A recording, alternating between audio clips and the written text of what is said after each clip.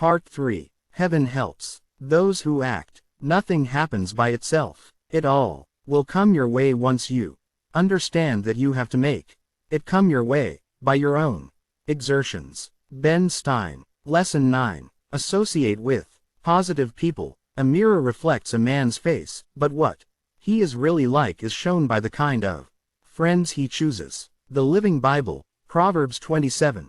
In high school, Mike spent a lot of time with a bunch of guys in his neighborhood. According to Mike, these guys just liked to sit on the front porch and watch cars go by.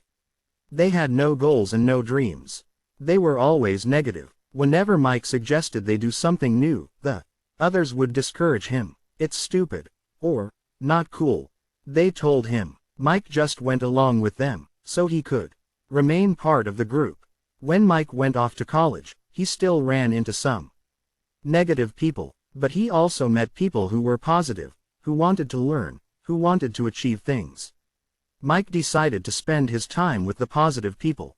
Almost immediately, Mike started to feel much better about himself. He developed a great attitude. He began to set goals. And I'm happy to tell you Mike now runs his own successful video production company and has a wonderful family. One by one, he is accomplishing all of the goals he has set. When I asked Mike what happened to his high school friends, he told me they still live in the same neighborhood. They're still negative, and they're still doing nothing with their lives. Mike added, I'd never be where I am now if I kept hanging out with those guys. I'd still be at the corner deli playing pinball. Mike's story is a great reminder about the influence others have on our lives. And yet sometimes we get in the habit of being with certain people, and we just don't think about the consequences. Have you ever heard the axiom, tell me who you hang out with and I'll tell you who you are? There's a lot of wisdom in that simple statement. Have you given much thought to how this principle has been molding and shaping your life? Think back to when you were growing up. Do you remember how concerned our parents were about who we hung out with? Our mom or dad wanted to meet our friends and know all kinds of details about them. Why? Our parents knew that we'd be greatly influenced by our friends, that we'd tend to pick up some of their habits, and that we'd probably do the things our friends were doing. Our parents were concerned for good reason. And I'll bet that if you have children, you closely watch their friends, because of the impact these youngsters will have on your children. Toxic people and nourishing people. In today's literature, we see the terms toxic people and nourishing people. As you might expect, toxic people are the ones who always dwell on the negative. The dictionary defines toxic as poisonous. Toxic people continually spew their verbal poison. In contrast, the dictionary definition of nourishing is to promote the growth of. Nourishing people are positive and supportive. They lift your spirits and are a joy to be around. Toxic people will always try to drag you down to their level. They hammer away at you with all of the things you can't do and all of the things that are impossible. They barrage you with gloomy statements about the lousy economy, the problems in their life, the problems soon to be in your life, and the terrible prospects for the future. If you're lucky, they might even throw in a few words about their aches and pains. After listening to toxic people, you feel listless and drained. Motivational speaker Les Brown refers to these people as dream killers. Psychologist Jack Canfield describes them as energy vampires, because they suck all the positive energy out of you. Have you ever been with a negative person and felt as if that individual were physically taking energy from you? I think we've all had that experience many times. One thing is certain: spend time with toxic people and their negative messages will wear you down. On the other hand, how do you feel when you're around people who are positive, enthusiastic and supportive? You're energized and inspired. There's something truly amazing about positive people. They seem to have a positive energy that lights up a room. When you're around them, you start to pick up their attitude and you feel as if you have added strength to vigorously pursue your own goals. When I think about positive people, my friend John Lysasike immediately comes to mind. Whenever I speak with John, I feel like I can conquer the world. John is simply the most positive person you could ever meet. I like to think of myself as a very positive person. On a scale of 1 to 10, with 10 being the most positive, I'd probably give myself a 9.5. I'd have to give John Lysicyk a 14. He's just off the charts. He's always positive, always enthusiastic. And he gives a tremendous lift to everyone who crosses his path. His attitude inspires people to greatness. Can you see how your attitude might improve if you had a friend like John in your life? Those silly songs on the radio. I'm sure it has happened to you many times. You hear a song on the radio, and you say to yourself, what a ridiculous song. Later that day, you hear the same song again. The following day, you hear that song a few more times. As the song climbs the charts, you can't get away from it. You hear it several times each day for a week.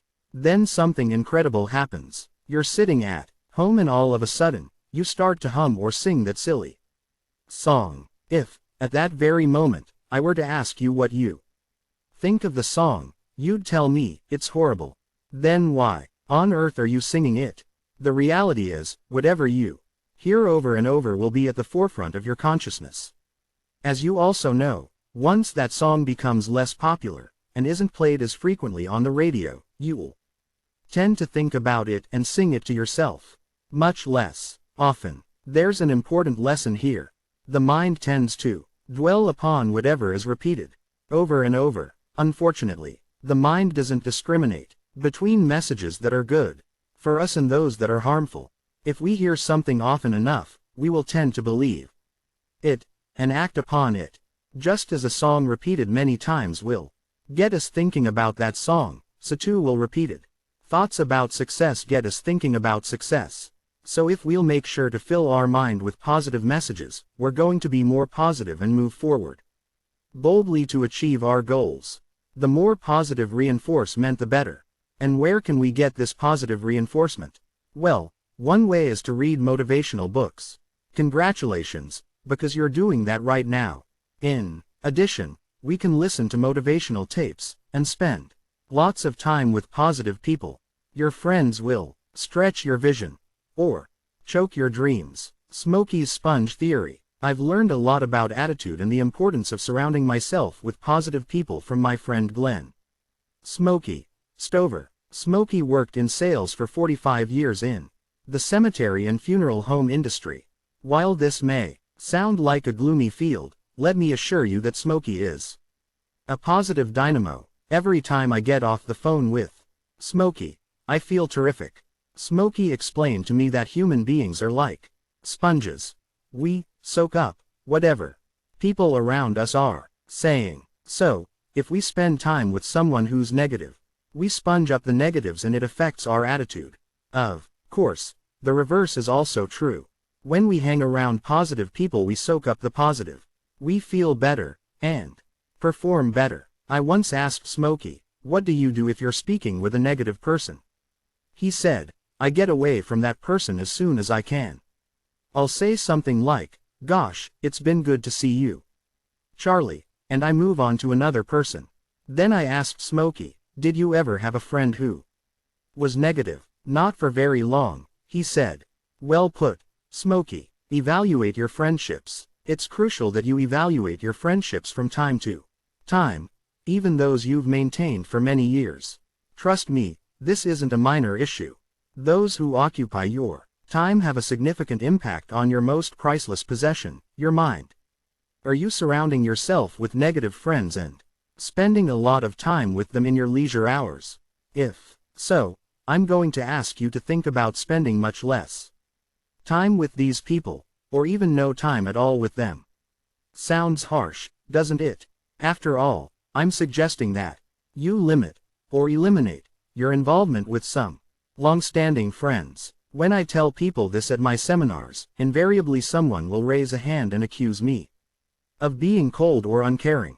The audience member will typically say, shouldn't we try to help our negative friends instead of dumping them? Well, you're free to do whatever you think is best, and each situation must be dealt with on its own unique facts. However, I've found that in most cases, Hanging around these negative friends doesn't help them, and it doesn't help you either. Everyone gets dragged down because most negative people don't want to change.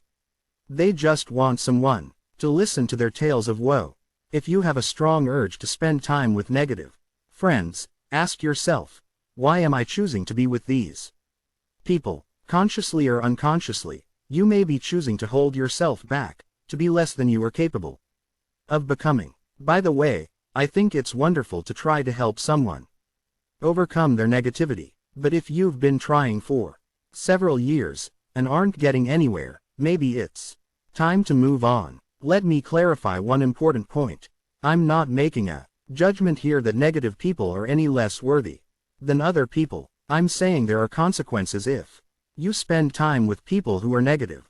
What are the consequences? You'll be less happy and less successful than you could be. Are the things around you helping you towards success, or are they holding you back? W. Clement Stone. Toxic relatives. What do you do if you happen to have toxic relatives?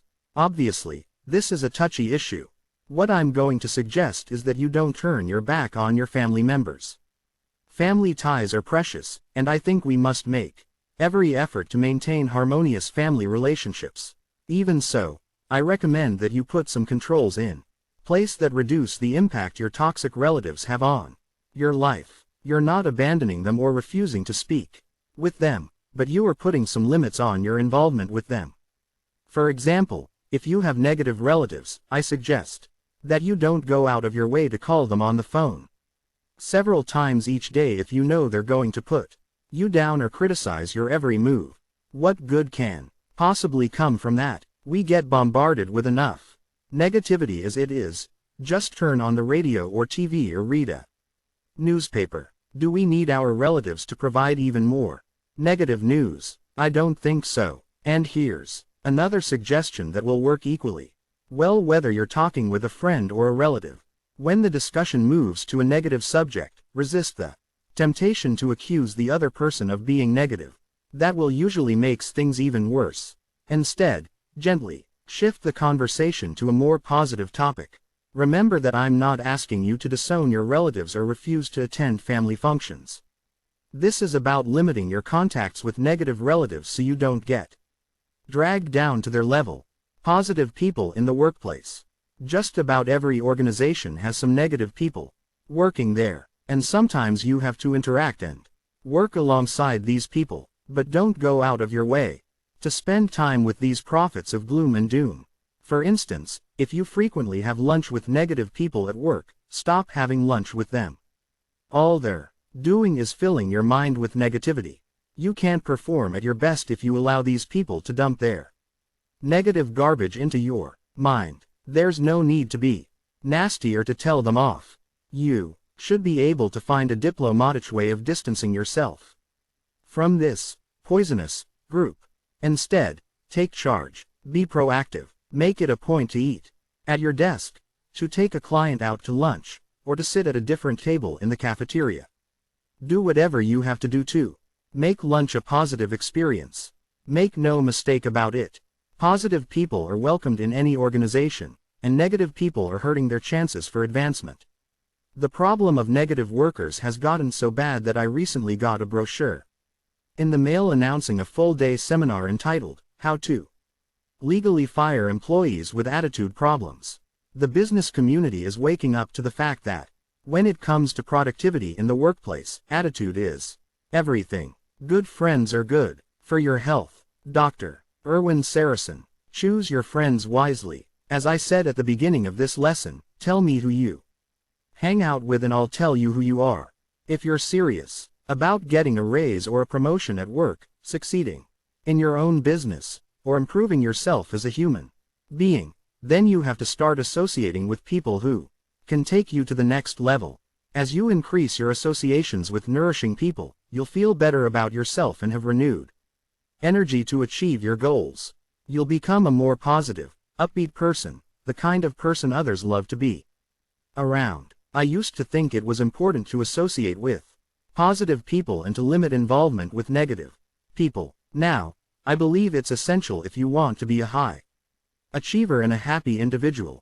So, Surround yourself with positive, nourishing people. They'll lift you up the ladder of success. We will meet in the next video. Until then, take care. Please like, share and subscribe to this channel and do review in the comment box. Thank you.